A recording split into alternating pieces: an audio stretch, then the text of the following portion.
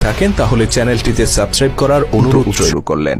আমিরুল মোমিনিন, অগ্রিম বেতন বরাদ্দের জন্য দুটি বিষয়ে আপনাকে ফয়সালা দিতে হবে।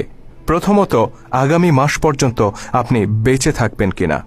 দ্বিতীয়ত, বেঁচে থাকলেও আপনি খলিফার দায়িত্বে বহাল থাকবেন কিনা। হজরত আবু ওবায়দা রাদিয়াল্লাহু তাআলা আনহুর এই চিঠি পাঠ করে হজরত ওমর রাদিয়াল্লাহু তাআলা আনহু অঝরে কাঁদতে শুরু করলেন।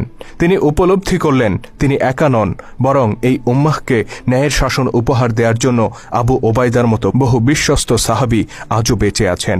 ইনি সেই আবু ওবায়দা যার সম্পর্কে স্বয়ং আল্লাহর নবী বলেছিলেন, প্রত্যেক জাতির একজন বিশ্বস্ত অভিভাবক আছেন, আমার উম্মতের বিশ্বস্ত অভিভাবক হচ্ছে আবু ওবায়দা ইবনুল জাররাহ।